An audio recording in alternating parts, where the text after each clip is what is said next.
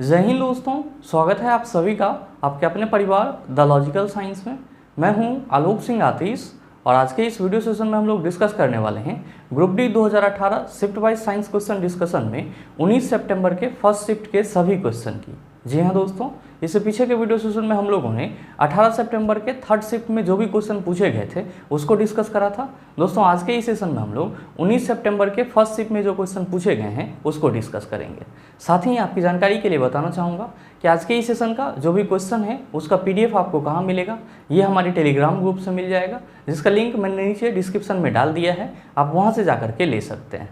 बहरहाल आइए अपने सेशन की शुरुआत करते हैं और चलते हैं पहले क्वेश्चन की तरफ। आपका जो पहला क्वेश्चन है आज के इस सेशन का, क्वेश्चन नंबर 1 क्या पूछा जा रहा है आपसे पूछा जा रहा है कि लैंगिक प्रजनन के दौरान जब दो अलग अलग जीवाणु कोशिकाएं संयोजित होती है तो वे डैश का निर्माण करती है।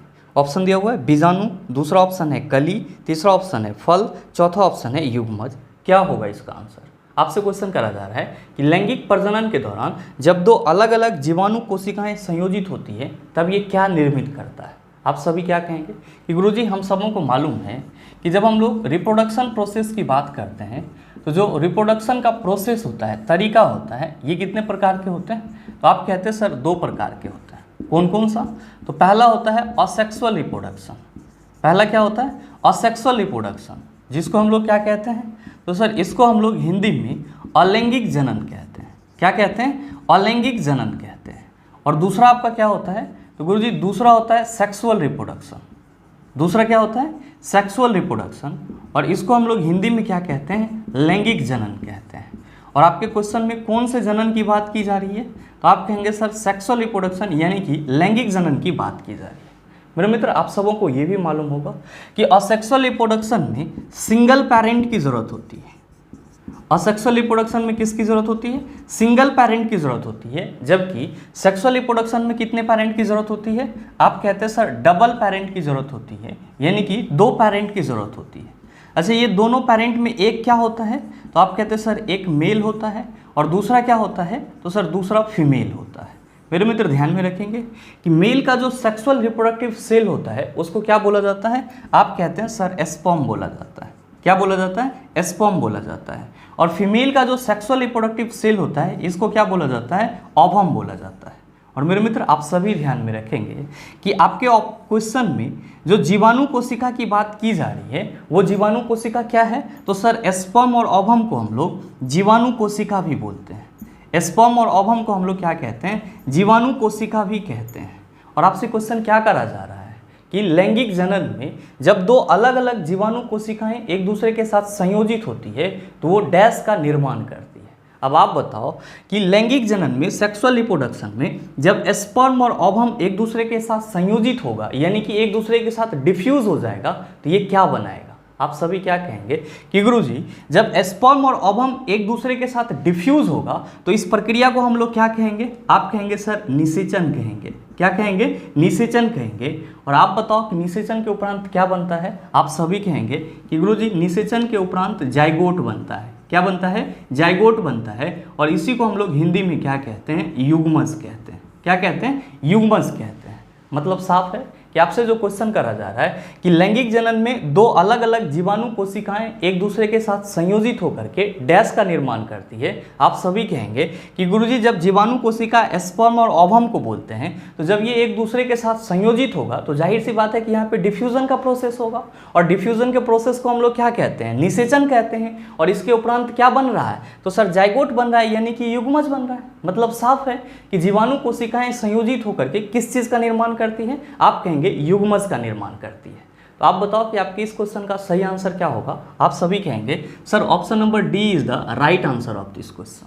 ध्यान में रखेंगे ये जो निषेचन की प्रक्रिया होती है मानव में, ये कहाँ पे होती है? तो आप सभी याद रखना कि ये फैलोपियन ट्यूब में होती है। और ये क्वेश्चन भी आपसे पूछा जाता है कि निम्नलिखित में से मानव में निषेचन की प्रक्रिया संपन्न होती है। और आपके ऑप्शन में क्या रहता है? Fallopian tube. तो आप इसको आराम से टिक करके आ जाएंगे, आपका 100% सही होगा।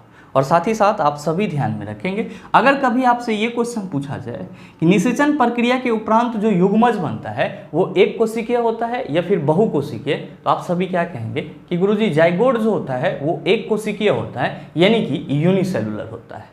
आप कहेंगे कि सर हमारे ऑप्शन में बीजाणु भी दिया हुआ है। भाई मेरे, आप सभी ध्यान में रखेंगे कि बीजाणु को हम लोग इंग्लिश में क्या कहते हैं, स्पोर्स कहते हैं। और ये भी क्या है, एक प्रकार का रिप्रोडक्टिव सेल ही है जो आपको बेसिकली लैंगिक और अलैंगिक दोनों ही रिप्रोडक्शन मेथड में देखने को मिल जाता है। आप कहेंगे सर ऑप्शन में कली भी है, इसी को हम लोग इंग्लिश में बर्ड बोलते हैं। और आप सबों ने पीछे के सेशन में देखा था कि जो हाइड्रा होता है उसमें क्या निकलता है सर, तो सर उसके शरीर में कली निकलती है, बर्ड निकलती है। और इसी के प्रोसेस के थ्रू क्या होता है, तो सर उसी कली को जब हम लोग काट करके दूसरे जगह लगा देते हैं तो सर क्या होता है, एक हमको नया हाइड्रा मिल जाता है। और इस प्रक्रिया को हम लोग क्या कहते हैं, रीजेनरेशन कहते हैं। मतलब क्या कि हाइड्रा में जो रिप्रोडक्शन का मेथड होता है वो कौन सा होता है, तो सर रीजेनरेशन होता है। आप कहेंगे सर ऑप्शन में फल भी दिया हुआ है, तो मेरे मित्र आप सभी ध्यान में रखेंगे कि मेच्योर ओवरी को क्या बोला जाता है, फल बोला जाता है, फ्रूट बोला जाता है।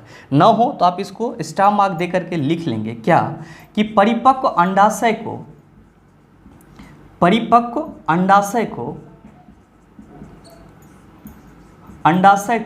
फल कहा जाता है। अंडाशय को फल कहा जाता है।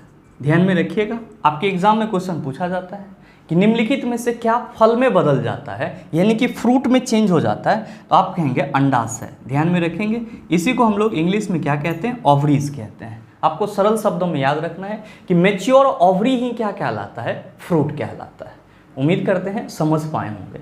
चलते हैं अगले क्वेश्चन की तरफ। आपका जो अगला क्वेश्चन है, क्वेश्चन नंबर 2, क्या पूछा जा रहा है आपसे पूछा जा रहा है कि उस प्रक्रिया का नाम क्या है जिसके द्वारा कोई धातु अपने आसपास उपस्थित नमी, एसिड इत्यादि द्वारा प्रभावित होती है। ऑप्शन दिया हुआ है अपचयन, दूसरा ऑप्शन है ऑक्सीकरण, तीसरा ऑप्शन है अम्ल वर्षा, चौथा ऑप्शन है संक्षारण। बताइए नहीं बनेगा, आसानी से बन जाएगा। आप सभी क्या कहेंगे कि गुरुजी जब कोई धातु नमी या फिर अम्ल के संपर्क में आता है, या फिर जब किसी धातु को नमी के संपर्क में रखा जाता है या उसके आसपास में अम्ल वगैरह आ जाता है, तो वे धातुएं क्या हो जाती है, तो सर संक्षारित होना शुरू हो जाता है, यानी कि उस पर जंग लगना शुरू हो जाता है। और इस प्रक्रिया को हम लोग क्या कहते हैं, आप कहेंगे कि सर संक्षारित होने की प्रक्रिया को ही हम लोग संक्षारण कहते हैं। और मेरे मित्र इसी को हम लोग इंग्लिश में क्या कहते हैं, तो इसी को हम लोग इंग्लिश में कोरोजन कहते हैं। जैसे आप लोहा को खुले वातावरण में छोड़ देते हो या फिर नमी वाले जगह पे छोड़ देते हो, तो आप क्या देखते हो, तो सर लोहा के ऊपर में भूरे रंग का लेयर आना शुरू हो जाता है। और हम लोग क्या कहते हैं कि सर लोहा पे जंग लगना शुरू हो गया है। तो लोहा पे जो जंग लगने की प्रक्रिया है इसी को हम लोग क्या कहते हैं, संक्षारण कहते हैं। और ये जो संक्षारण हो रहा है वो कैसे हो रहा है, तो सर जब लोहा को नमी युक्त वातावरण में छोड़ा जा रहा है या फिर जब लोहा एसिड वगैरह के संपर्क में आ जा रहा है। तो आप सभी क्या कहेंगे कि गुरुजी लोहे पे जंग का लगना किसका उदाहरण है, आप कहेंगे संक्षारण का उदाहरण है। तो आपसे जो क्वेश्चन पूछा जा रहा है उसका सही आंसर क्या होगा, आप सभी कहेंगे सर ऑप्शन नंबर डी हो जाएगा। मेरे मित्र आप सभी ध्यान में रखेंगे, अगर आपसे क्वेश्चन ये पूछा जाए कि लोहा पे जो जंग लगता है इसको तो हम लोग इंग्लिश में रस्ट कहते हैं, लेकिन इस रस्ट का रासायनिक सूत्र क्या होता है, तो आप सभी ध्यान में रखेंगे कि सर इस जंग का रासायनिक सूत्र Fe2O3 होता है। तो कभी भी आपसे ये क्वेश्चन पूछा जाए कि लोहे पे जो जंग लगता है उसका रासायनिक फार्मूला है, आप कहेंगे Fe2O3। साथ ही ध्यान में रखिएगा एक नया क्वेश्चन भी इससे संबंधित पूछा जाता है कि लोहे पे जो जंग लगने की प्रक्रिया होती है ये किस प्रकार के रासायनिक अभिक्रिया का उदाहरण होता है। तो आप सभी ध्यान में रखेंगे कि लोहे पे जो जंग लगने की प्रक्रिया होती है ये एक्चुअली में रेडॉक्स रिएक्शन का उदाहरण होती है। क्या होती है सर, ये रेडॉक्स रिएक्शन का एग्जाम्पल है। और ध्यान में रखेंगे कि जब आप यहाँ पे रेडॉक्स रिएक्शन की बात कर रहे हैं तो आप क्या कहेंगे कि सर जी यहाँ पे ऑक्सीडेशन भी होगा और क्या होगा, तो रिडक्शन भी होगा।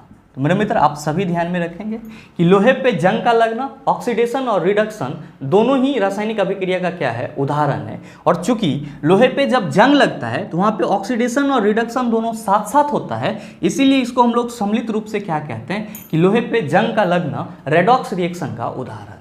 आप कहेंगे कि सर हमारे ऑप्शन में तो अपचयन भी दिया हुआ है। तो मेरे मित्र आप सभी ध्यान में रखेंगे कि जब हम लोग अपचयन की बात करते हैं तो इसी को हम लोग इंग्लिश में क्या कहते हैं, रिडक्शन कहते हैं। क्या कहते हैं, रिडक्शन कहते हैं। अच्छा इसमें क्या होता है, तो आप सभी कहेंगे कि गुरुजी अपचयन की प्रक्रिया में हाइड्रोजन ऐड होता है जबकि ऑक्सीजन क्या होता है, तो सर ऑक्सीजन हटता है, यानी कि ऑक्सीजन निष्कासित होता है। और ध्यान देंगे आपके ऑप्शन में ऑक्सीकरण की भी बात करी जा रही है। ऑक्सीकरण को हम लोग हिंदी में क्या कहते हैं, उपचयन। और साथ ही इंग्लिश में ऑक्सीडेशन कहते हैं।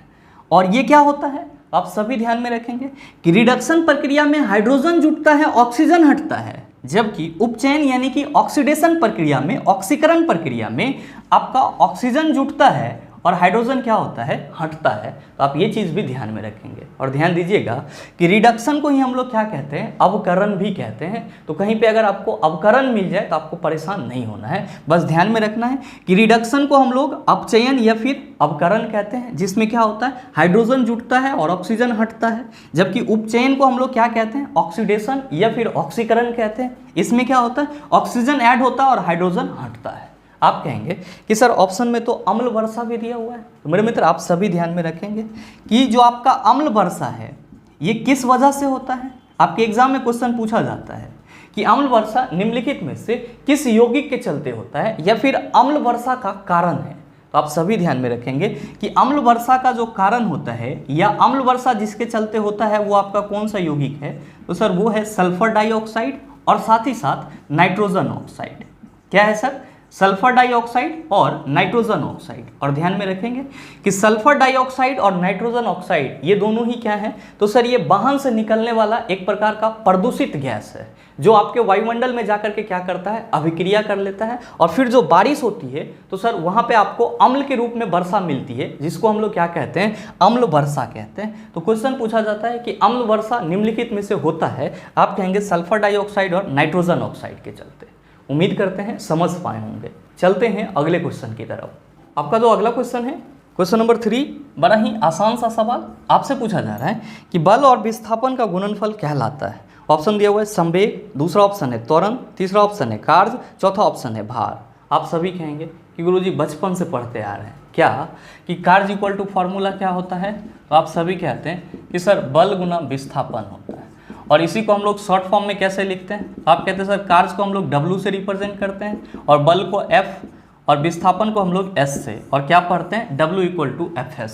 तो आपसे जो क्वेश्चन पूछा जा रहा है उसका सही आंसर आप कहेंगे सर ऑप्शन नंबर C हो जाएगा। बहुत सारे मित्रों के मन में चल रहा होगा कि गुरुजी कार्य इक्वल टू फॉर्मूला तो FS cos थीटा होता है भाई मेरे, लेकिन आप सभी ध्यान में रखेंगे कि वहाँ पे कंडीशन होता है।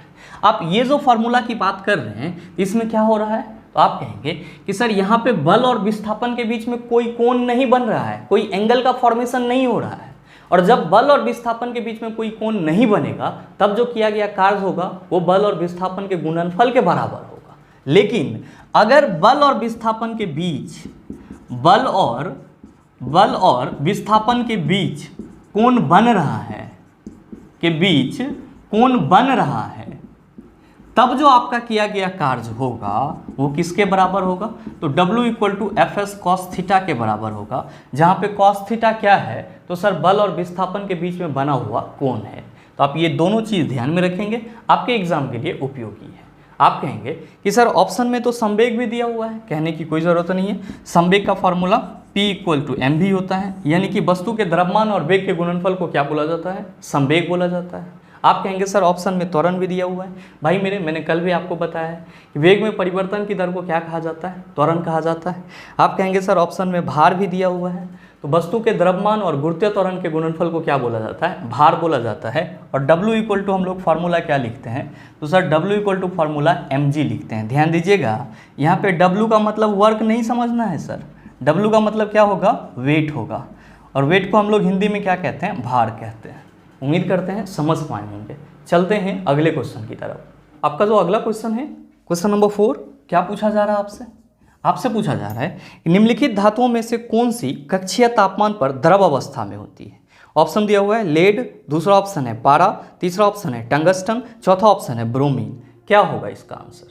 मेरे मित्र आप सभी कहेंगे कि गुरुजी हम लोगों ने कई दफ़ा पढ़ा है कि धातुएं जो रूम टेम्परेचर पे द्रव अवस्था में पाई जाती है, धातुएं जो रूम टेम्परेचर पे द्रव अवस्था में पाई जाती है वो क्या होता है, तो सर पारा होता है। और अधातु जो आपका रूम टेम्परेचर पे द्रव अवस्था में पाया जाता है वो कौन सा है, तो आप सभी कहते हैं सर ब्रोमीन होता है।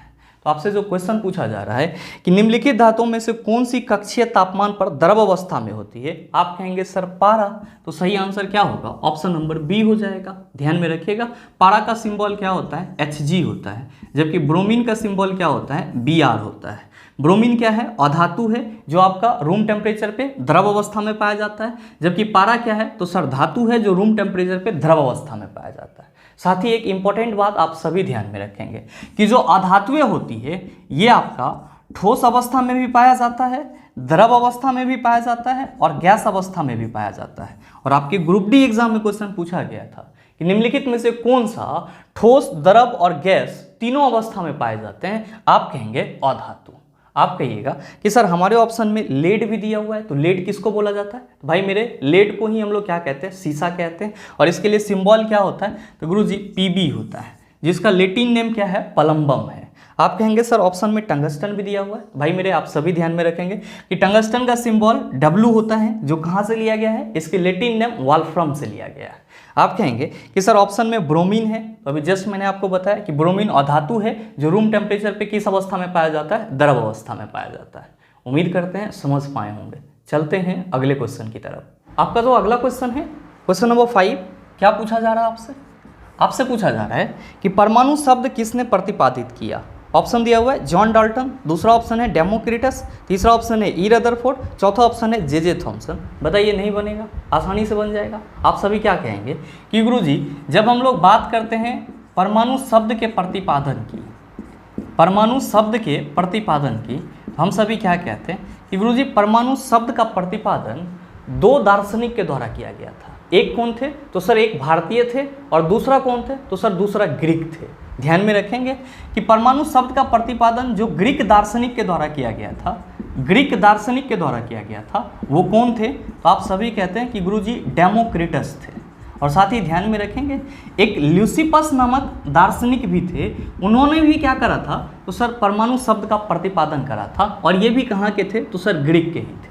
लेकिन अगर क्वेश्चन ये पूछा जाए कि परमाणु शब्द का प्रतिपादन किस भारतीय दार्शनिक के द्वारा किया गया या फिर भारतीय ऋषि मुनि के द्वारा किया गया, तो आप सभी याद रखेंगे कि महर्षि कनाद के द्वारा किया गया।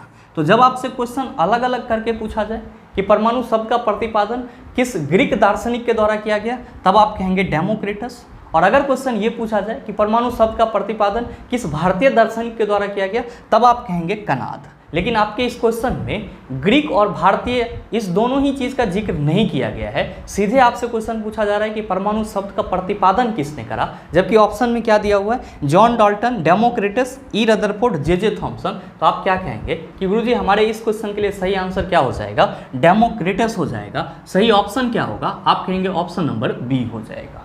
आप कहिएगा कि सर हमारे ऑप्शन में जॉन डाल्टन भी दिया हुआ है। तो भाई मेरे आप सभी ध्यान में रखना, अगर आपसे क्वेश्चन ये पूछा जाए कि परमाणु सिद्धांत का प्रतिपादन किसने करा, क्वेश्चन क्या पूछा जाए कि परमाणु सिद्धांत का प्रतिपादन किसने करा, तब आप किसका नाम लेंगे? तब आप जॉन डाल्टन का नाम लेंगे। किसका नाम लेंगे? जॉन डाल्टन का नाम लेंगे। आप कहेंगे कि सर ऑप्शन में तो रदरफोर्ड भी दिया हुआ है। भाई मेरे कहने की कोई ज़रूरत नहीं है, आप सभी ध्यान में रखेंगे कि रदरफोर्ड ने किस चीज़ की खोज करा था? तो परमाणु के नाभिक की खोज करा था। किसकी खोज करा था? तो परमाणु के नाभिक की खोज करा था। और इसीलिए रदरफोर्ड को क्या बोला जाता है? नाभिकीय भौतिकी का जनक बोला जाता है। आप कहेंगे कि सर ऑप्शन में जे थॉमसन भी है, तो कहने की कोई ज़रूरत नहीं है। जे थॉमसन ने किस चीज़ की खोज करा?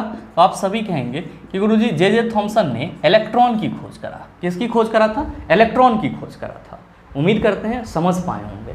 चलते हैं अगले क्वेश्चन की तरफ। आपका जो अगला क्वेश्चन है, क्वेश्चन नंबर 6, क्या पूछा जा रहा है आपसे? आपसे पूछा जा रहा है कि निम्नलिखित में से कौन सा तत्व मेंडलीव के आवर्त सारणी में एक निश्चित स्थान नहीं पा सका? ऑप्शन दिया हुआ है सल्फर, नाइट्रोजन, ऑक्सीजन, हाइड्रोजन। क्या होगा इसका आंसर? आप कहेंगे कि सर आपने पीछे के सेशन में बताया है क्या कि मेंडलीव ने जो अपना आवर्त सारणी बनाया था, मेंडलीव ने जो अपना आवर्त सारणी बनाया था, उसमें मेंडलीव आवर्त सारणी का एक दोष भी था। और क्या था? तो मेंडलीव जो हैं वे हाइड्रोजन का स्थान निश्चित नहीं कर पाए थे। हाइड्रोजन का स्थान निश्चित नहीं कर पाए थे। तो आपसे जो क्वेश्चन पूछा जा रहा है कि निम्नलिखित में से कौन सा तत्व मेंडलीव की आवर्त सारणी में एक निश्चित स्थान नहीं पा सका? आप कहेंगे सर मेंडलीव आवर्त सारणी का ये एक दोष था कि वो हाइड्रोजन का जगह फिक्स नहीं कर पाए। तो जाहिर सी बात है कि हमारे इस क्वेश्चन का सही आंसर क्या होगा? आप कहेंगे सर ऑप्शन नंबर डी हो जाएगा। मेरे मित्र आप सभी ध्यान में रखेंगे, अगर आपसे क्वेश्चन ये पूछा जाए कि मेंडलीव का जो आवर्त सारणी है, पीरियोडिक टेबल है, ये आपका किस चीज़ पे आधारित है? आप याद रखेंगे कि परमाणु द्रव्यमान पे आधारित है। मेंडलीव का आवर्त सारणी किस पे आधारित है? तो सर परमाणु द्रव्यमान पे आधारित है। और सर्वप्रथम आवर्त सारणी को किसने बनाया था? सर्वप्रथम आवर्त सारणी किसके द्वारा बनाया गया? सर्वप्रथम आवर्त सारणी किसके द्वारा बनाया गया? आप कहेंगे मेंडलीव के द्वारा बनाया गया। ये छोटा छोटा बात भी ध्यान में रखिएगा, आपके एग्जाम के लिए उपयोगी है। बहरहाल चलते हैं अगले क्वेश्चन की तरफ। आपका जो अगला क्वेश्चन है, क्वेश्चन नंबर 7, क्या पूछा जा रहा है आपसे? आपसे पूछा जा रहा है कि निम्नलिखित में से कौन सा एक सरल अस्थायी उत्तक नहीं है? ऑप्शन दिया हुआ है कोलेनकाइमा, दूसरा ऑप्शन है शीर्षस्थ विभोज्य उत्तक, तीसरा ऑप्शन है जाइलम और चौथा ऑप्शन है कैम्बियम। आपसे क्वेश्चन करा जा रहा है इन चारों में से कौन सा सरल अस्थायी उत्तक नहीं है? आप सभी क्या कहेंगे कि गुरुजी हमारा जो पहला ऑप्शन कोलेनकाइमा दिया हुआ है, तो हम सबों ने कई दफ़ा पढ़ा है कि कोलेनकाइमा क्या है? तो एक सरल अस्थायी उत्तक है, यानी कि सिंपल परमानेंट टिश्यू है। और साथ ही हमारा जो दूसरा ऑप्शन दिया हुआ है उसमें लिखा हुआ है शीर्षस्थ विभोज्योत्तक उत्तक, शीर्षस्थ विभोज्योत्तक उत्तक। ध्यान देंगे कि जो आपका शीर्षस्थ विभोज्योत्तक उत्तक होता है ये कौन से उत्तक का प्रकार है? तो आप कहेंगे मेरिस्टेमेटिक टिश्यू का प्रकार है, यानी कि विभोज्योत्तक उत्तक का प्रकार है। और साथ ही आपका तीसरा ऑप्शन दिया हुआ है, यानी कि ऑप्शन सी दिया हुआ है जाइलम। आप क्या कहते हैं कि गुरुजी जाइलम जो है ये कॉम्प्लेक्स परमानेंट टिश्यू है। कॉम्प्लेक्स बोले तो सर ये जटिल अस्थायी उत्तक है। क्या है? जटिल अस्थायी उत्तक है। और साथ ही आपका जो चौथा ऑप्शन दिया हुआ है वो है कैम्बियम। आप सभी क्या कहते हैं कि गुरुजी कैम्बियम जो है ये पार्श्वस्थ विभोज्योत्तक उत्तक का उदाहरण है। किसका उदाहरण है? तो आप कहेंगे पार्श्वस्थ विभोज्योत्तक उत्तक का उदाहरण है। मेरे मित्र ध्यान देंगे कि ये जो कैम्बियम है ये कहाँ पाया जाता है? तो आप कहते हैं सर पौधे के संवहन उत्तक के बीच में पाया जाता है। कैम्बियम कहाँ पे पाया जाता है? पौधे के संवहन उत्तक के बीच में पाया जाता है। अगर आप ध्यान से इस चारों ऑप्शन को देखेंगे तो आप सभी क्या कहेंगे कि गुरुजी हमसे क्वेश्चन पूछा जा रहा है कि इन चारों में से कौन सा सरल अस्थायी उत्तक नहीं है। तो अगर हम ये कहें कि जो हमारा शीर्षस्थ विभोज्योत्तक उत्तक है और जो हमारा कैम्बियम पार्श्वस्थ विभोज्योत्तक उत्तक है और साथ ही साथ जो जाइलम है ये सब के सब सरल अस्थायी उत्तक के प्रकार नहीं है। क्यों? क्योंकि जो शीर्षस्थ विभोज्योत्तक उत्तक है ये तो मेरिस्टेमेटिक टिश्यू का प्रकार है और जाइलम जो है वो जटिल अस्थायी उत्तक है और कैम्बियम के बारे में कह रहे हो कि ये पार्श्वस्थ विभोज्योत्तक उत्तक का उदाहरण है। तो हमारे इस क्वेश्चन का आंसर क्या होगा? मेरे मित्र ध्यान देंगे कि यहाँ पे जो आपसे क्वेश्चन पूछा जा रहा है वो क्वेश्चन है अस्थायी उत्तक के संदर्भ में। ध्यान दीजिएगा यहाँ पे क्वेश्चन आपसे किस संदर्भ में पूछा जा रहा है? तो पौधे के अस्थायी उत्तक के संदर्भ में पूछा जा रहा है। और नो डाउट आप सबों को मालूम है कि पौधे में जो अस्थायी उत्तक होते हैं वो दो प्रकार के होते हैं। पहला होता है आपका सरल अस्थायी उत्तक और दूसरा होता है आपका जटिल अस्थायी उत्तक। सरल अस्थायी उत्तक के अंतर्गत कौन कौन आ जाता है? पेरेनकाइमा, कोलेनकाइमा और एस्केलेनकाइमा। तो आपका ऑप्शन ये तो सही नहीं होगा सर। साथ ही दूसरा ऑप्शन है शीर्षस्थ विभोज्योत्तक उत्तक। आप कहेंगे कि गुरुजी जब हम लोग अस्थायी उत्तक के बारे में यहाँ पे डिस्कस कर रहे हैं तो हमारा ऑप्शन बी भी नहीं होगा। और आपका तीसरा ऑप्शन है जाइलम। तो आप क्या कहेंगे कि गुरुजी जाइलम जो है ये सरल अस्थायी उत्तक नहीं है। क्या है? तो जटिल अस्थायी उत्तक है। और आपसे क्वेश्चन क्या पूछा जा रहा है कि इनमें से कौन सा सरल अस्थायी उत्तक नहीं है? तो आप कहेंगे सर अस्थायी उत्तक के संदर्भ में हमारे इस क्वेश्चन का सही आंसर क्या हो जाएगा? ऑप्शन नंबर सी हो जाएगा। ध्यान दीजिएगा कि आपका चौथा ऑप्शन क्या है? तो आप कहेंगे सर ये भी विभोज्योत्तक उत्तक के ही उदाहरण है। क्यों? क्योंकि मैंने आपको पीछे के सेशन में ये भी बताया है कि जो पौधे में विभोज्योत्तक उत्तक होते हैं वो भी तीन प्रकार के होते हैं। कौन कौन सा? तो पहला होता है शीर्षस्थ विभोज्योत्तक उत्तक, दूसरा होता है पार्श्वस्थ विभोज्योत्तक उत्तक और तीसरा होता है आपका अंतर्वेशी विभोज्योत्तक उत्तक। तो जाहिर सी बात है कि कैम्बियम जो है वो किसका उदाहरण है? पार्श्वस्थ विभोज्योत्तक उत्तक का। ये भी किसके कैटेगरी में आ जाएगा? आप कहेंगे सर विभोज्योत्तक उत्तक के कैटेगरी में आ जाएगा। यानी कि ऑप्शन ए, बी और डी क्या हो जाएगा? सर गलत हो जाएगा। जबकि सही क्या होगा? तो आप कहेंगे अस्थायी उत्तक के संदर्भ में हमारे इस क्वेश्चन का सही आंसर जाइलम हो जाएगा। तो आप बताइए कि आपके इस क्वेश्चन का सही ऑप्शन क्या होगा? आप कहेंगे सर ऑप्शन नंबर सी हो जाएगा। उम्मीद करते हैं समझ पाए होंगे। चलते हैं अगले क्वेश्चन की तरफ। आपका जो अगला क्वेश्चन है क्वेश्चन नंबर 8, क्या पूछा जा रहा है आपसे? आपसे पूछा जा रहा है कि एक 10 केजी की वस्तु 5 मीटर पर सेकंड की गति से गतिमान है, वस्तु की गतिज ऊर्जा डैश होगी। बताइए नहीं बनेगा? आसानी से बन जाएगा। आप क्या कहेंगे कि गुरुजी हमारे इस क्वेश्चन में वस्तु का द्रव्यमान दिया हुआ है 10 केजी और वस्तु का वेग दिया हुआ है 5 मीटर पर सेकेंड और हमसे पूछा जा रहा है कि काइनेटिक एनर्जी क्या होगा। आप सभी क्या कहेंगे कि गुरुजी kinetic energy equal to formula होता है हाफ mv², जहाँ पे m क्या है वस्तु का द्रव्यमान, v क्या है वस्तु का वेग। ध्यान देंगे कि यहाँ पे आप लोग क्या लिखेंगे, हाफ इंटू m के जगह आप 10 लिखेंगे और v के जगह क्या लिखेंगे, तो सर 5 का स्क्वायर लिखेंगे। आप क्या कहेंगे कि गुरुजी ये हो जाएगा हाफ इंटू 10 इंटू 25, 5 दूना कितना होता है सर 10, 25 कितना हो जाएगा। सही आंसर सर आप कहिएगा। Sir option number A is the right answer of this question. उम्मीद करते हैं समझ पाए होंगे। चलते हैं अगले क्वेश्चन की तरफ। आपका जो अगला क्वेश्चन है, क्वेश्चन नंबर 9, क्या पूछा जा रहा है आपसे? आपसे पूछा जा रहा है कि एक वस्तु को एक अवतल दर्पण के सामने उसके फोकस बिंदु और वक्रता केंद्र के बीच स्थित एक बिंदु पर रखा गया है। निर्मित होने वाली छवि होगी। ऑप्शन दिया हुआ है आभासी और सीधी, दूसरा ऑप्शन है आभासी और उल्टी, तीसरा ऑप्शन है वास्तविक और उल्टी, चौथा ऑप्शन है वास्तविक और सीधी। क्या होगा इसका आंसर? आपसे क्वेश्चन करा जा रहा है कि किसी वस्तु को अवतल दर्पण के सामने फोकस और वक्रता केंद्र के बीच रखा जाता है, तब जो प्रतिबिंब बनेगा उसका नेचर कैसा होगा। आप सभी क्या कहेंगे कि गुरुजी इस चीज़ को समझने के लिए हम लोग यहाँ पे प्रतिबिंब बनने का एक किरण आरेख बना लेते हैं। थोड़ा देर के लिए हम लोग एज्यूम कर लेते हैं ये हमारा क्या है, एक अवतल दर्पण है। ये क्या हो जाएगा? आप कहेंगे सर अवतल दर्पण का मुख अक्ष हो जाएगा। ये क्या होगा? आप कहेंगे सर ध्रुव हो जाएगा। ये क्या होगा? आप कहेंगे सर अवतल दर्पण का फोकस हो जाएगा। और ये क्या होगा? तो आप कहेंगे सर अवतल दर्पण का वक्रता केंद्र हो जाएगा।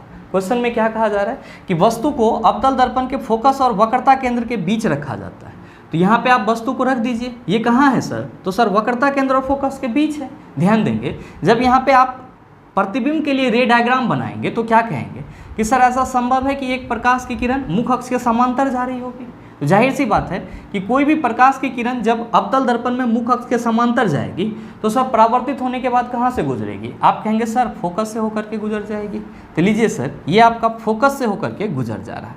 थोड़ा सा यहाँ पे टेढ़ा मेढ़ा हो जा रहा है मार्कर के चलते, आप लोग पेन से बनाएंगे तो सीधा बनेगा। ध्यान देंगे अब हम लोग यहाँ पे एक ऐसी किरण लेते हैं जो क्या हो, तो सर वक्रता केंद्र के अनुदिश हो। मेरे मित्र ध्यान देंगे कि जब हम लोग वक्रता केंद्र के अनुदिश लेंगे तो ये हमारा प्रकाश की किरण कुछ इस तरह का होगा। यहाँ पे थोड़ा सा हमको दर्पण भी क्या करना होगा, बड़ा बनाना होगा।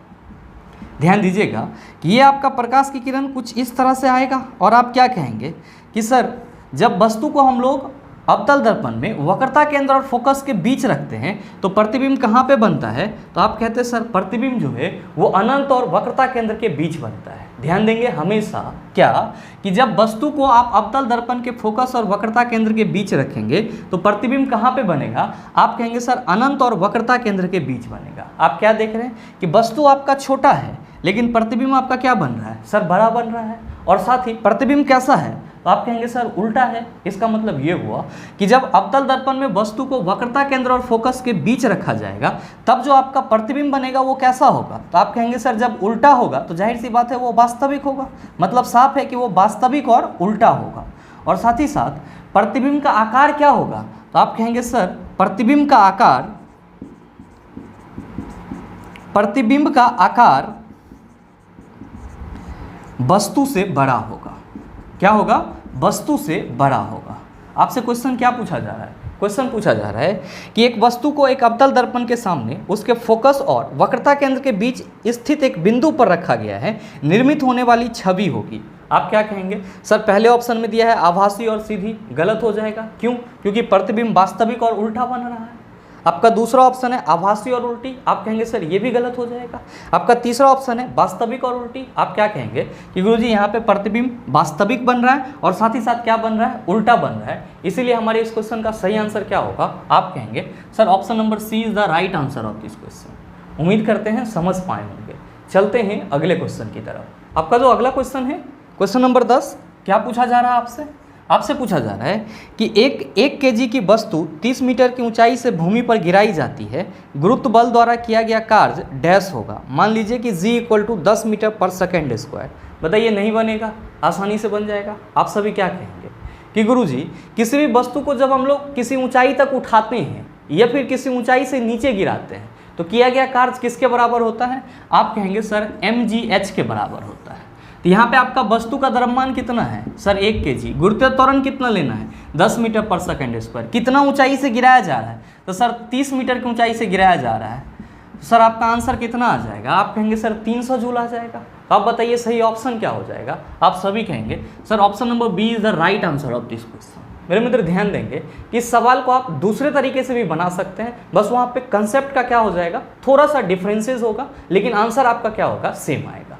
जरा सा आप ये समझिए कि कोई 1 केजी का ऑब्जेक्ट है जो कहाँ पे है, तो सर ये पृथ्वी से 30 मीटर की ऊंचाई पर है। पृथ्वी से कितना मीटर की ऊंचाई पर है? 30 मीटर की ऊंचाई पे है, और इसको 30 मीटर की ऊंचाई से गिराया जा रहा है। आपसे ये पूछा जा रहा है कि पृथ्वी के गुरुत्व बल के चलते यहाँ पे किया गया कार्य कितना होगा। तो मेरे मित्र आप सभी क्या कहते हैं कि गुरुजी पृथ्वी का जो गुरुत्व बल होता है वो किसके बराबर होता है? तो सर वस्तु के भार के बराबर होता है, और भार इक्वल टू फॉर्मूला क्या होता है? तो आप कहते हैं सर mg होता है। मेरे मित्र ध्यान देंगे कि यहाँ पे जो आपका ये वस्तु है जो 30 मीटर की ऊंचाई पर स्थित है, इसका भार क्या हो जाएगा? तो आप कहेंगे कि गुरुजी क्वेश्चन के अनुसार अगर हम लोग इसके भार की बात करें, इसका द्रव्यमान है 1 kg, और साथ ही साथ गुरुत्व त्वरण का वैल्यू हमको कितना लेना है? 10। इसका भार कितना हो जाएगा? सर 10 न्यूटन हो जाएगा। हमसे क्या पूछा जा रहा है कि गुरुत्व बल के द्वारा इस 1 केजी वस्तु को जब 30 मीटर की ऊंचाई से गिराया जाएगा तो किया गया कार्य कितना होगा? तो कार्य इक्वल टू फॉर्मूला क्या होता है? तो आप कहेंगे सर बल गुना विस्थापन होता है। मेरे मित्र ध्यान देंगे यहाँ पे बल कौन सा हो जाएगा? आप कहेंगे सर यह गुरुत्व बल जो है वो यहाँ पे बल का कार्य करेगा, और गुरुत्व बल किसके बराबर है? भार के बराबर है। तो आपका बल कितना है? 10 न्यूटन। सर कितना मीटर की ऊंचाई से गिराया जा रहा है? 30 मीटर की ऊंचाई से। तो विस्थापन कितना हो जाएगा? Sir 30 metre. सही आंसर क्या हो जाएगा? आप कहेंगे सर 300 जूल हो जाएगा। तो सर आप इसको ऐसे समझिए या फिर ऐसे समझिए, दोनों बात क्या है, बराबर है, बस कंसेप्ट का थोड़ा सा क्या है सर, ये डिटेल में आ जाता है, ये शॉर्टकट में आ जाता है। तो जिससे आपको सुविधा लगे आप वैसे सॉल्व कर सकते हैं। हालांकि ध्यान में रखेंगे कि अगर आप इस फॉर्मूला को यहाँ पे अरेंज करना चाहेंगे तो आप कहेंगे सर सेम आ जाएगा। क्या है? तो आपने बोला है कि बल ये गुरुत्व बल के बराबर होगा, यानी कि गुरुत्व बल भार के बराबर होता है। तो सर गुरुत्व बल के जगह हम लोग क्या लिखेंगे? mg लिखेंगे। अब विस्थापन हम किसको माने हैं? ऊंचाई को। तो फॉर्मूला भी तो आपका सेम ही आ गया। तो सर आप इस दोनों कॉन्सेप्ट को ध्यान में रखेंगे, आपको जैसा सुविधा लगे आप वैसे सॉल्व कर सकते हैं। बहरहाल चलते हैं अगले क्वेश्चन की तरफ। आपका जो अगला क्वेश्चन है क्वेश्चन नंबर 11, बड़ा ही आसान सा सवाल। आपसे पूछा जा रहा है कि शक्ति को किस रूप में व्याख्यायित किया जाता है। आपसे क्वेश्चन करा जा रहा है कि शक्ति को आप कैसे एक्सप्लेन करते हैं। आपका पहला ऑप्शन दिया है ऊर्जा हस्तांतरण में किया गया कार्य। आप कहेंगे सर बिल्कुल नहीं। दूसरा ऑप्शन है भार बढ़ाने के लिए आरोपित बल। आप कहेंगे सर ये भी नहीं होगा। तीसरा ऑप्शन है कार्य करने की दर। आप कहेंगे सर कार्य करने की दर ही शक्ति कहलाती है। और साथ ही साथ ध्यान में रखेंगे ऊर्जा हस्तांतरण का जो दर होता है वो भी क्या कहलाता है? शक्ति कहलाता है। और आपके ऑप्शन सी में दोनों बातों का जिक्र किया गया है। क्या लिखा हुआ है? तो कार्य करने की दर अथवा ऊर्जा हस्तांतरण की दर। आप क्या कहेंगे कि गुरुजी हमारे इस क्वेश्चन का सही आंसर ऑप्शन नंबर सी ही होगा। उम्मीद करते हैं समझ पाए होंगे। चलते हैं अगले क्वेश्चन की तरफ। आपका जो अगला क्वेश्चन है क्वेश्चन नंबर 12, क्या पूछा जा रहा है आपसे? आपसे पूछा जा रहा है कि टंगस्टन का गलनांक डैश है। ऑप्शन दिया हुआ है 3380 डिग्री सेल्सियस, दूसरा ऑप्शन है 3830 डिग्री सेल्सियस, तीसरा ऑप्शन है 3083 डिग्री सेल्सियस, और चौथा ऑप्शन है 3308 डिग्री सेल्सियस। क्या होगा इसका आंसर? आप सभी कहेंगे कि गुरुजी हम लोगों ने कई दफ़ा याद करा है कि टंगस्टन का जो गलनांक होता है वो उच्च होता है, यानी कि हाई होता है, और इसीलिए इसका उपयोग कहाँ पे किया जाता है? इलेक्ट्रिक बल्ब में किया जाता है। ध्यान में रखेंगे कि टंगस्टन का इलेक्ट्रिक बल्ब में उपयोग करने का दो कारण होता है। पहला कारण तो इसकी रेसिस्टिविटी हाई होती है, यानी कि इसकी प्रतिरोधकता उच्च होता है, और साथ ही साथ दूसरा जो कारण होता है वो क्या है? तो सर इसका गलनांक भी उच्च होता है। आप कहेंगे इसका गलनांक कितना होता है? तो मेरे मित्र आप सभी ध्यान में रखेंगे कि टंगस्टन का सिंबल होता है W। का है? तो टंगस्टन का जो लैटिन नेम होता है वॉल्फ्रम, उसी से हम लोग टंगस्टन का सिंबल W रिप्रेजेंट करते हैं। तो आप सभी ध्यान में रखेंगे कि जो आपका टंगस्टन है इसका गलनांक यानी कि मेल्टिंग पॉइंट कितना होता है? तो आप कहेंगे 3380 डिग्री सेल्सियस होता है। कितना होता है? 3380 डिग्री सेल्सियस होता है। लेकिन यहाँ पे ध्यान में रखेंगे और स्टार मार्क देकर के अपने कॉपी में नोट कर लेंगे। आपको कहीं कहीं पे टंगस्टन का गलनांक कितना मिलता है? तो सर टंगस्टन का गलनांक 3422 डिग्री सेल्सियस भी मिलता है। और ध्यान में रखेंगे, आपको ये भी यहाँ पे ध्यान में रखना होगा कि जो आपका वॉल्फ्रम यानी कि टंगस्टन है, इसका गलनांक कितना डिग्री सेल्सियस से कितना डिग्री सेल्सियस के बीच में लाइज करता है, यानी कि इसके गलनांक का रेंज क्या होता है। तो आप सभी ध्यान में रखेंगे कि जो आपका टंगस्टन है इसके गलनांक का रेंज जो है वो 3300 डिग्री सेल्सियस से 3500 डिग्री सेल्सियस के बीच होता है। इसीलिए आपको कहीं कहीं एग्जाम में टंगस्टन के गलनांक के रूप में ऑप्शन 3380 डिग्री सेल्सियस दिखाई पड़ता है या फिर 3422 डिग्री सेल्सियस दिखाई पड़ता है। तो यहाँ पे आपके ऑप्शन में कितना डिग्री सेल्सियस है, आप कहेंगे कि सर हमारे पहले ऑप्शन में 3380 डिग्री सेल्सियस है। तो जाहिर सी बात है कि आपके इस क्वेश्चन के लिए सही आंसर क्या होगा, आप सभी कहेंगे सर ऑप्शन नंबर ए हो जाएगा। मेरे मित्र ध्यान में रखेंगे कि अगर आपके ऑप्शन में टंगस्टन का गलनांक 3422 डिग्री सेल्सियस एक ऑप्शन दिया हुआ रहेगा और बाकी के किसी भी ऑप्शन में 3380 डिग्री सेल्सियस नहीं होगा, तब आपका सही आंसर क्या होगा, 3422 डिग्री सेल्सियस होगा। और ध्यान दीजिएगा आपके रेलवे एएलपी एग्जाम में यह क्वेश्चन भी पूछा गया था कि टंगस्टन का गलनांक डैश डिग्री सेल्सियस से डैश डिग्री सेल्सियस के बीच होता है। तो आप सभी क्या कहेंगे, टंगस्टन का गलनांक 3300 डिग्री सेल्सियस से 3500 डिग्री सेल्सियस के बीच होता है। ये क्वेश्चन भी आपका पूछा गया है। तो आप इस तीनों ही बिंदु को ध्यान में रखेंगे, आपके एग्जाम के लिए बहुत ही उपयोगी है। साथ ही ध्यान में रखेंगे कि इलेक्ट्रिक बल्ब में टंगस्टन का क्या बना होता है, आप कहेंगे सर फिलामेंट बना होता है। क्यों बना होता है, तो आप कहिएगा कि गुरुजी अभी जस्ट आपने बताया है कि टंगस्टन का रेसिस्टिविटी हाई होता है और साथ ही साथ मेल्टिंग पॉइंट भी हाई होता है। उम्मीद करते हैं समझ पाए होंगे। चलते हैं अगले क्वेश्चन की तरफ। आपका जो अगला क्वेश्चन है, क्वेश्चन नंबर 13, क्या पूछा जा रहा है आपसे पूछा जा रहा है कि कॉपर के एक अणु में कितने परमाणु होते हैं। ऑप्शन दिया हुआ है 6.022 इंटू 10 टू द पावर 22, दूसरा ऑप्शन है 6.022 इंटू 10 टू द पावर 24, तीसरा ऑप्शन है 6.022 इंटू 10 टू द पावर 23, चौथा ऑप्शन है 6.022 इंटू 10 टू द पावर 25। बताइए क्या होगा इसका आंसर। आप सभी क्या कहेंगे कि गुरुजी किसी भी तत्व या फिर किसी भी यौगिक के एक अणु में जो कण होता है वो कितना के बराबर होता है। आप कहते हैं sir 6.022 into 10 to the power 23 के बराबर होता है। ये क्या है, तो आप कहते हैं सर ये एवोगाड्रो संख्या है। ये क्या है, एवोगाड्रो संख्या है। और ध्यान में रखिएगा एवोगाड्रो संख्या को हम लोग किससे रिप्रेजेंट करते हैं, Na से रिप्रेजेंट करते हैं। आपसे क्वेश्चन क्या करा जा रहा है, क्वेश्चन करा जा रहा है कि कॉपर के एक अणु में कितने परमाणु होंगे। आप कहेंगे 6.022 इंटू 10 टू द पावर 23 परमाणु होंगे। अगर आपसे क्वेश्चन ये पूछा जाता कि कैल्शियम के एक अणु में कितने परमाणु होंगे, आप कहेंगे सर इतना ही परमाणु होगा। पूछा जाता कि HCl के एक अणु में कितने परमाणु होंगे, आप कहेंगे सर इतना ही परमाणु होगा। पूछा जाता कि भैंस के एक अणु में कितने परमाणु होंगे, आप कहेंगे सर इतना ही परमाणु होगा। बकरी के एक अणु में कितना परमाणु होगा, तो आप कहेंगे सर इतना ही परमाणु होगा। आपको सिर्फ और सिर्फ हमेशा ध्यान में रखना है, क्या ध्यान में रखना है कि किसी भी यौगिक के एक अणु में जो टोटल कणों की संख्या होगी वो कितना के बराबर होगी, एवोगाड्रो संख्या के बराबर होगी। एवोगाड्रो संख्या का वैल्यू कितना होता है 6.022 इंटू 10 टू द पावर 23। या अगर आपसे ये पूछा जाए कि किसी तत्व के एक परमाणु में कितने कण होंगे, तो आप क्या कहेंगे सर इतना ही कण होगा। तो आप बताइए कि आपके इस क्वेश्चन का सही आंसर क्या हो जाएगा। आप सभी कहेंगे सर सही ऑप्शन नंबर सी हो जाएगा। क्या है, तो ऑप्शन नंबर सी में एग्जैक्ट वैल्यू यही लिखा हुआ है। उम्मीद करते हैं समझ पाए होंगे। चलते हैं अगले क्वेश्चन की तरफ। आपका जो अगला क्वेश्चन है, क्वेश्चन नंबर 14, क्या पूछा जा रहा है आपसे पूछा जा रहा है कि निम्नलिखित में से कौन सा उच्च तापमान पर आसानी से ऑक्सीकृत नहीं होता है। ऑप्शन दिया हुआ है अर्धचालक, दूसरा ऑप्शन है कुचालक, तीसरा ऑप्शन है सुचालक और चौथा ऑप्शन है मिश्र धातु। क्या होगा इसका आंसर। आपसे क्वेश्चन करा जा रहा है कि इन चारों में से कौन सा उच्च तापमान पर आसानी से ऑक्सीकृत नहीं होता है, यानी कि आसानी से नहीं जलता है। आप सभी क्या कहेंगे कि गुरुजी मिश्र धातु जो होता है, मिश्र धातु जो होता है जिसको हम लोग एलॉय बोलते हैं, ये उच्च तापमान पर भी आसानी से नहीं जल पाता है। तो आप बताओ सही आंसर क्या हो जाएगा। आप सभी कहेंगे सर ऑप्शन नंबर डी हो जाएगा। मेरे मित्र आप सभी ध्यान में रखेंगे कि आप सभी जो कांसा की बात करते हैं या फिर इस्पात की बात करते हैं, ये सब के सब क्या होते हैं, तो सर मिश्र धातु होते हैं। आप कहेंगे कि सर ये बताओ कि हमारे पहले ऑप्शन में अर्धचालक दिया हुआ है, तो कई बार मैंने आपको बताया है कि जो उपधातु होते हैं उसका उपयोग किसके लिए किया जाता है, तो सर अर्धचालक बनाने के लिए किया जाता है, यानी कि सेमीकंडक्टर बनाने के लिए किया जाता है। आपका अगला ऑप्शन है कुचालक। मेरे मित्र जितने भी अधातु होते हैं ये सब के सब क्या होते हैं, कुचालक होते हैं, यानी कि इंसुलेटर होते हैं। आप कहेंगे सर तीसरा ऑप्शन दिया हुआ है सुचालक। भाई मेरे सबों को मालूम होगा कि all the metals are belongs to the conducting substances. जितने भी धातुएं होती है सब के सब क्या होते हैं, तो सर सुचालक होते हैं, यानी कि कंडक्टर होते हैं। उम्मीद करते हैं समझ पाए होंगे। चलते हैं अगले क्वेश्चन की तरफ। आपका जो अगला क्वेश्चन है, क्वेश्चन नंबर 15, क्या पूछा जा रहा है आपसे।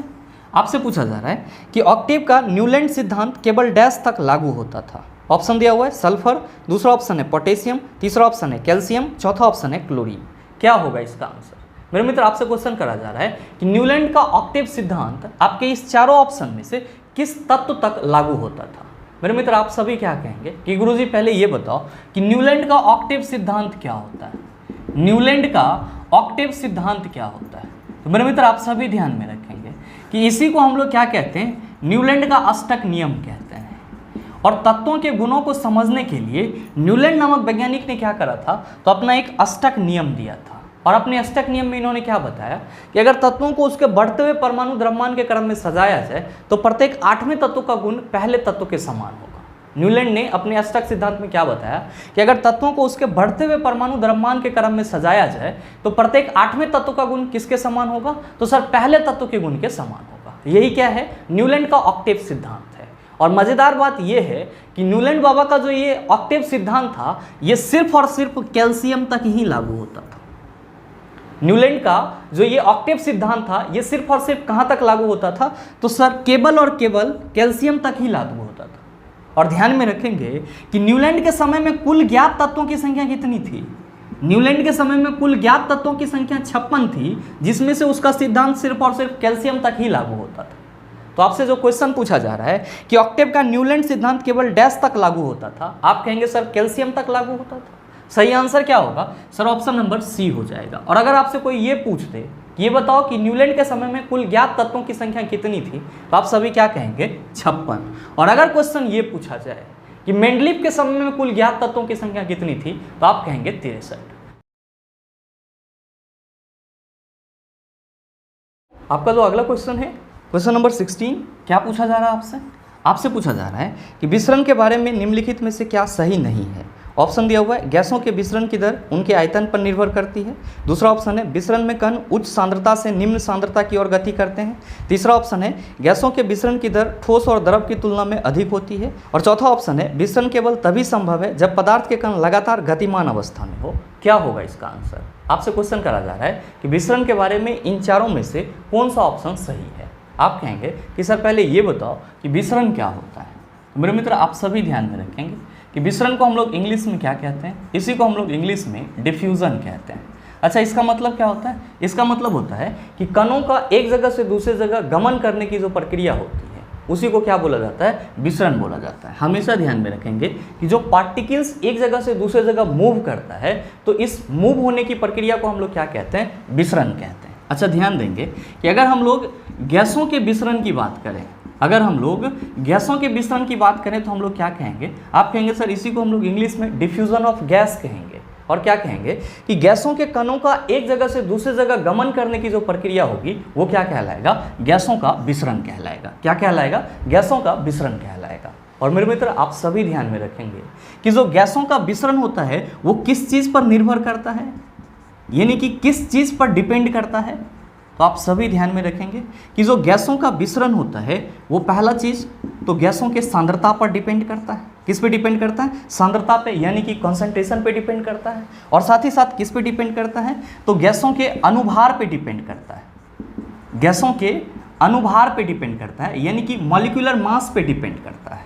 और साथ ही किस पे डिपेंड करता है? तो आप सभी ध्यान में रखेंगे कि दाब पे डिपेंड करता है, यानी कि प्रेशर पे डिपेंड करता है। और किस पे डिपेंड करता है? तो ताप पे डिपेंड करता है। जब भी आपसे कोई ये पूछे ये बताओ कि जो गैसों का विसरण रेट होता है, विसरण करने की दर होती है, वो किस किस फैक्टर पे डिपेंड करता है? तो आप कहेंगे कि सांद्रता पे डिपेंड करेगा, यानी कि कॉन्सेंट्रेशन पे डिपेंड करेगा, गैसों के अनुभार, या आप ये कह सकते हैं कि गैसों के मोलर मास पे डिपेंड करेगा। और किस पे डिपेंड करेगा? प्रेशर पे डिपेंड करेगा। और किस पे डिपेंड करेगा? तो सर ताप पे डिपेंड करेगा।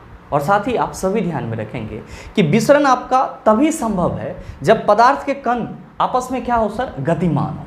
ये भी आप हमेशा ध्यान में रखेंगे, ये की पॉइंट है आप सबों के लिए, क्योंकि आप सभी ने स्टेट्स ऑफ द मैटर में पढ़ा होगा। आप सभी क्या कहते हैं कि गुरुजी पदार्थ के 3 लोकप्रिय अवस्था होते हैं, पॉपुलर स्टेट होते हैं। ऐसे तो पदार्थ के 5 अवस्था होते हैं, लेकिन पॉपुलर स्टेट 3 होते हैं। कौन कौन सा? तो आप कहते हैं कि गुरुजी सॉलिड होता है, लिक्विड होता है और गैस होता है। आप क्या कहते हैं कि सॉलिड के जो कण होते हैं वो आपस में मजबूती से बंधे हुए रहते हैं, इसीलिए सॉलिड के कणों का विसरण नहीं होता है। जबकि लिक्विड के जो कण होते हैं वो सॉलिड की अपेक्षा कम मजबूती से बंधे होते हैं। तो लिक्विड में क्या होता है, थोड़ा सा विसरण होता है, जबकि गैस के जो कण होते हैं इसके कणों के बीच में जो इंटरमॉलिक्यूलर फोर्स ऑफ अट्रैक्शन होता है वो बहुत ही कम होता है, यानी कि इसके बीच में आकर्षण बल कम होता है, जिस वजह से जो गैस के कण होते हैं वो बहुत तेजी से मूव करते रहते हैं। तो सर बहुत तेजी से अगर कोई मूव करेगा तो जाहिर सी बात है कि उसके कण बहुत तेजी से एक जगह से दूसरी जगह गमन भी करेंगे, और इसीलिए हम लोग क्या कहते हैं कि गुरुजी सॉलिड में जो डिफ्यूजन रेट होती है वो ना के बराबर होती है, उसको हम लोग नगण्य मानते हैं। लेकिन लिक्विड में सॉलिड की अपेक्षा क्या होती है, तो सर डिफ्यूजन रेट ज़्यादा होती है। और गैस में क्या होती है, तो सर गैस में सॉलिड और लिक्विड दोनों की अपेक्षा डिफ्यूजन रेट बहुत ज़्यादा होती है।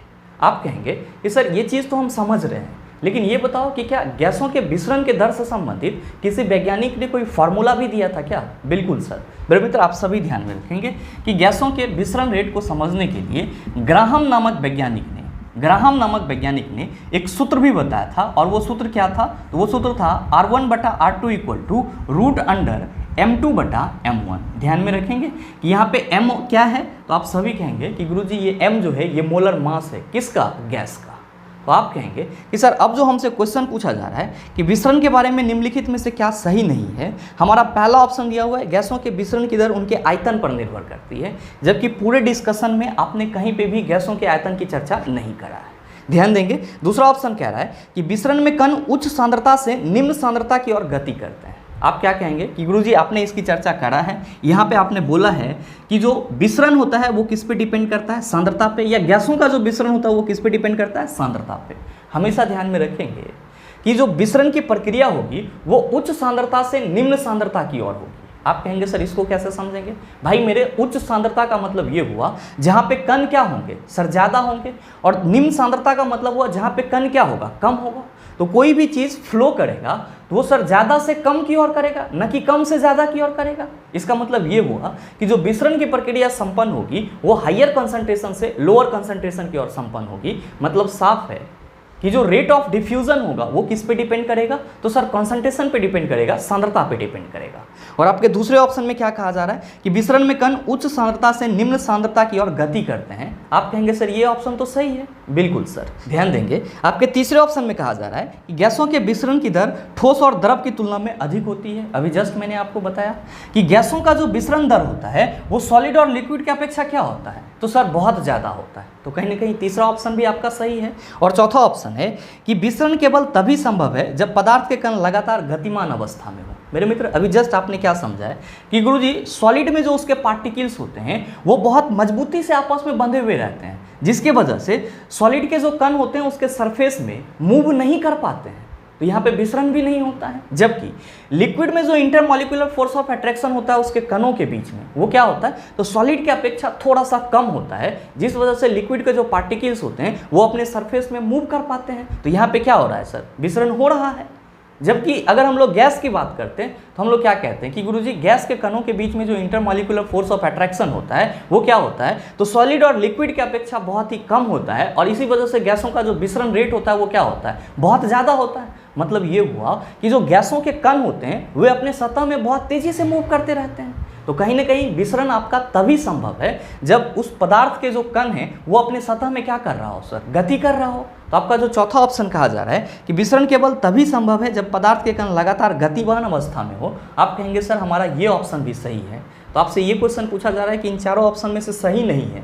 आप क्या कहेंगे कि गुरुजी विसरण जो है वो आयतन पर निर्भर नहीं करती है। तो आप बताओ सही आंसर क्या होगा? आप सभी कहेंगे sir option number A is the right answer of this question. साथ ही आप सभी ध्यान में रखेंगे कि जो रेट ऑफ डिफ्यूजन होता है वो कहीं ना कहीं डेंसिटी पे भी डिपेंड करता है, यानी कि घनत्व पे भी निर्भर करता है। ये सभी आपका की पॉइंट है। और आप सभी ध्यान में रखेंगे कि विसरण रेट जो है वो सांद्रता पे डिपेंड करेगा, गैसों के अनुभार पे डिपेंड करेगा, दाब पे डिपेंड करेगा, ताप पे डिपेंड करेगा, घनत्व पे डिपेंड करेगा, जबकि आयतन पे डिपेंड नहीं करेगा। उम्मीद करते हैं समझ पाए होंगे। चलते हैं अगले क्वेश्चन की तरफ। आपका जो अगला क्वेश्चन है क्वेश्चन नंबर 17, बड़ा ही हलवा सा सवाल आपसे पूछा जा रहा है कि निम्नलिखित में से कौन सा प्रकाश संश्लेषण के लिए आवश्यक नहीं है? बताइए नहीं बनेगा, आसानी से बन जाएगा। और इस क्वेश्चन का सही आंसर क्या होगा आप सभी नीचे कमेंट करके ज़रूर बताना, आपके कमेंट का इंतजार रहेगा। बहरहाल चलते हैं अगले क्वेश्चन की तरफ। आपका जो अगला क्वेश्चन है क्वेश्चन नंबर 18, क्या पूछा जा रहा है आपसे? आपसे पूछा जा रहा है कि मुक्त रूप से गिरना केवल डैश में संभव है। ऑप्शन दिया हुआ है वातावरण, दूसरा ऑप्शन है वायु, तीसरा ऑप्शन है समुद्र, चौथा ऑप्शन है निर्वात। बताइए क्या होगा इसका आंसर। आपसे क्वेश्चन करा जा रहा है कि मुक्त रूप से गिरना केवल डैश में संभव है। आप कहेंगे सर पहले ये बताओ कि फ्री फॉल का मतलब क्या होता है। मेरे मित्र ध्यान में रखेंगे, फ्री फॉल को ही हम लोग क्या कहते हैं, मुक्त रूप से गिरना कहते हैं। फ्री फॉल को ही हम लोग क्या कहते हैं, मुक्त रूप से गिरना कहते हैं। और मेरे मित्र आप सभी ध्यान में रखेंगे कि जब कोई वस्तु ऊपर से नीचे गिराया जाता है और उस वस्तु पर गुरुत्वाकर्षण बल के अलावे और कोई भी बल कार्य न कर रहा हो, तो इस स्थिति में जो वस्तु का गिरना होता है क्या कहलाता है, मुक्त रूप से गिरना कहलाता है, यानी कि फ्री फॉल कहलाता है।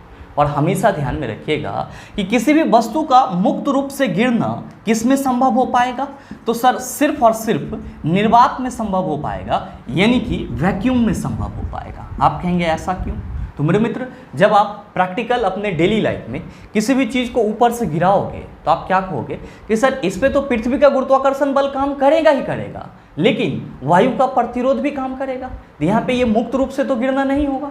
हम लोग डेली लाइफ में मान लेते हैं कि सर इस पे पृथ्वी का गुरुत्वाकर्षण बल काम कर रहा है, लेकिन जब आप इसको अच्छे से ऑब्जर्व करेंगे तो क्या कहेंगे कि सर कहीं ना कहीं वायु का प्रतिरोध भी इस पे काम कर रहा है। जबकि मैंने आपको क्या बताया कि जो आप फ्री फॉल की बात करेंगे तो आप क्या कहेंगे कि जब कोई वस्तु ऊपर से नीचे गिराया जाता है और उस पर गुरुत्वाकर्षण बल के अलावे और कोई भी चीज कार्य नहीं कर रहा होता है और कोई भी बल कार्य नहीं कर रहा होता है, तभी हम लोग क्या कहते हैं कि वस्तु मुक्त रूप से गिर रही है। और नो डाउट आप सबों को मालूम होगा कि जो आपका वैक्यूम होता है, निर्वात होता है, वो आपका कब फॉर्म होता है। तो आप क्या कहेंगे कि गुरुजी वैक्यूम तभी फॉर्म होगा जब उसमें कोई भी रेसिस्टेंस नहीं होगा, इवन एयर का भी रेसिस्टेंस नहीं होगा, तभी हम लोग उसको क्या कहेंगे, निर्वात कहेंगे।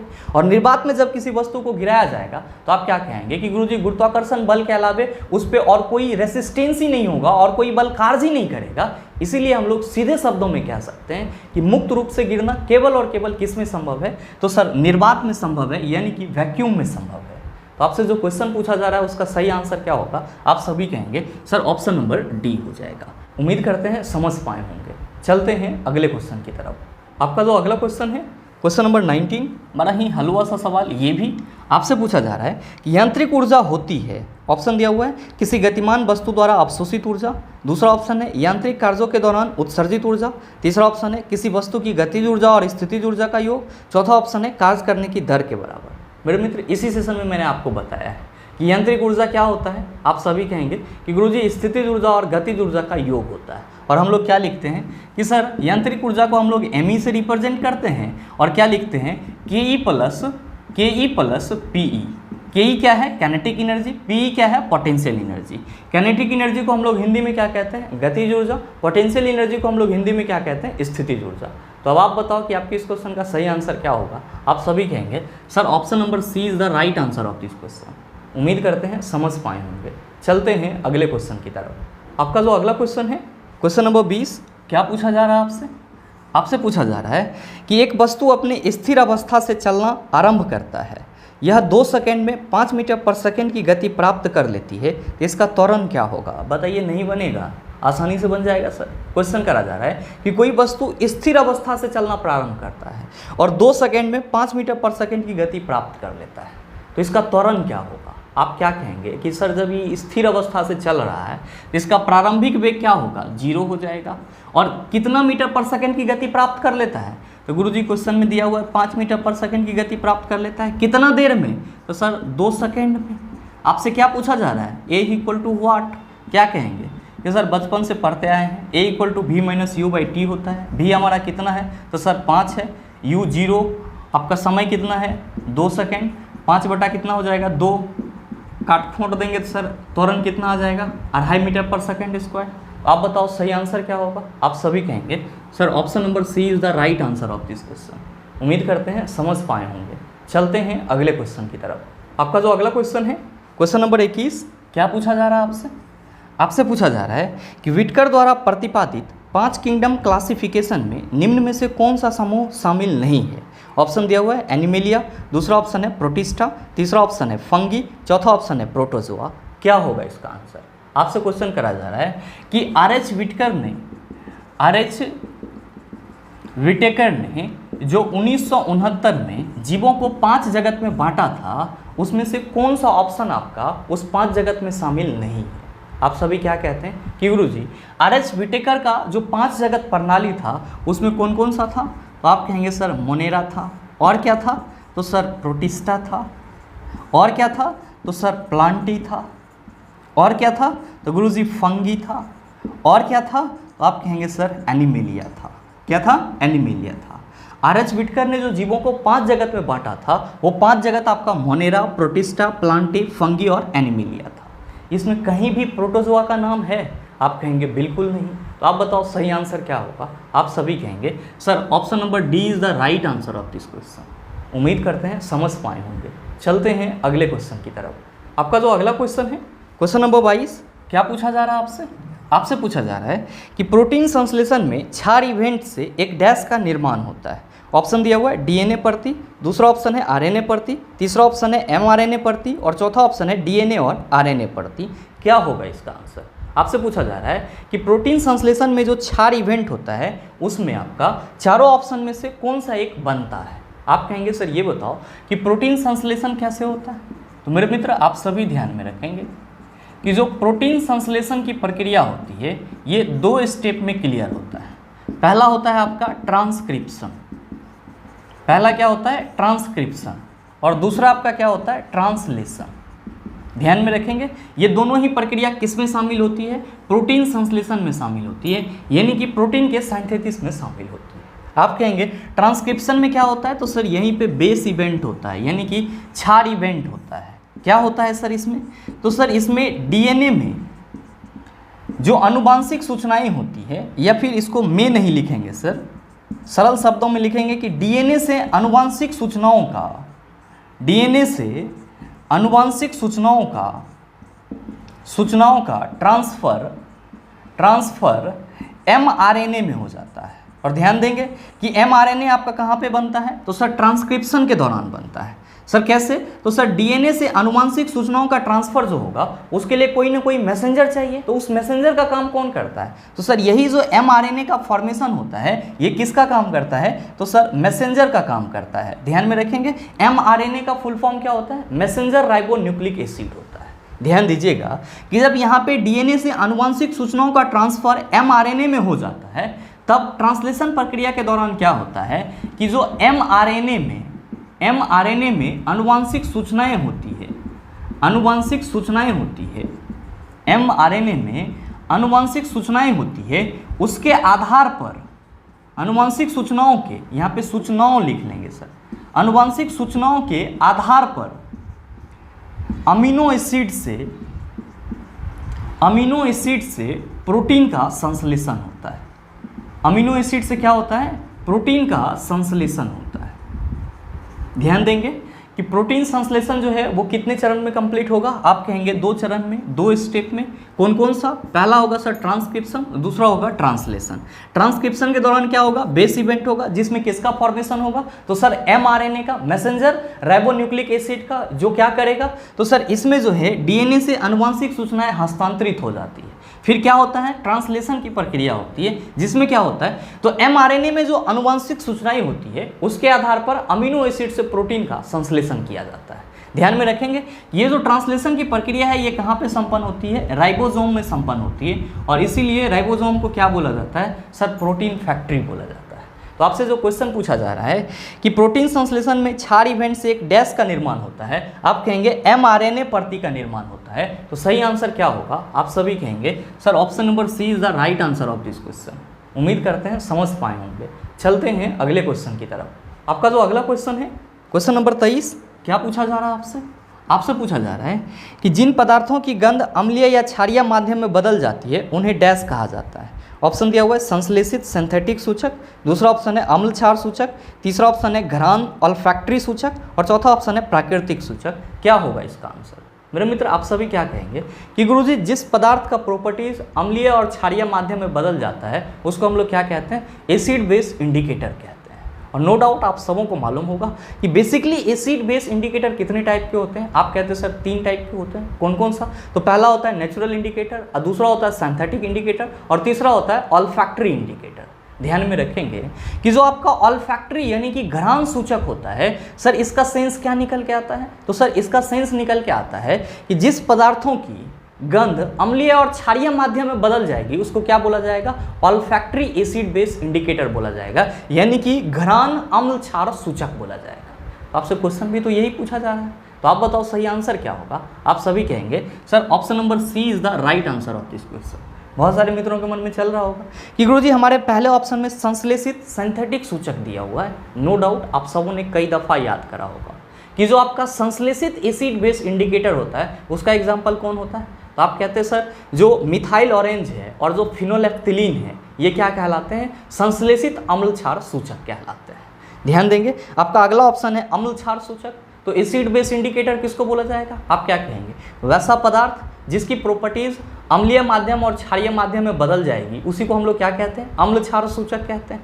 आपका तीसरा ऑप्शन है ऑल्फैक्टरी सूचक, यानी कि वैसा पदार्थ जिसका गंध अम्लीय और क्षारीय माध्यम में बदल जाएगा उसको हम लोग क्या कहेंगे? तो sir olfactory acid base indicator कहेंगे। आप कहेंगे सर इसका एग्जाम्पल क्या हो सकता है? तो भाई मेरे इसका एग्जाम्पल प्याज हो सकता है और वनीला हो सकता है।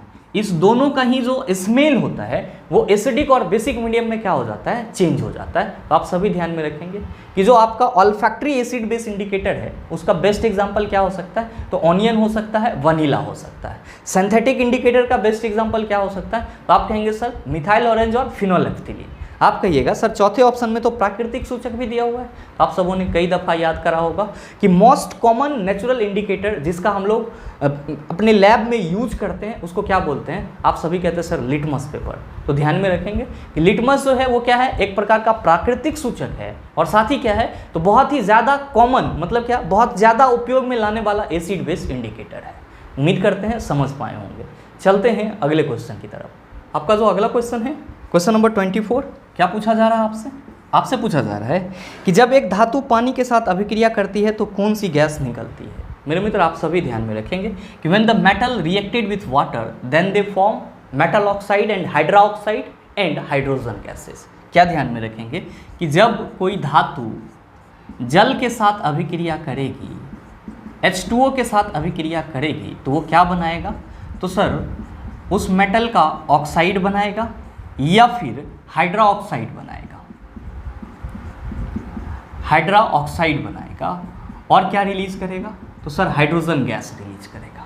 हमेशा आप इस चीज़ को ध्यान में रखेंगे कि जब कोई भी धातु वाटर के साथ अभिक्रिया करेगा तो क्या बनाएगा?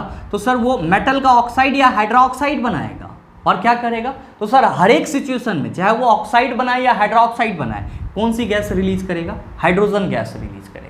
क्वेश्चन क्या पूछा जा रहा है? क्वेश्चन पूछा जा रहा है कि जब एक धातु पानी के साथ अभिक्रिया करती है तो कौन सी गैस निकलती है? आप क्या कहेंगे? सर कोई भी सिचुएशन होगा हाइड्रोजन गैस ही निकलेगा। सही आंसर क्या होगा? आप सभी कहेंगे सर ऑप्शन नंबर डी हो जाएगा।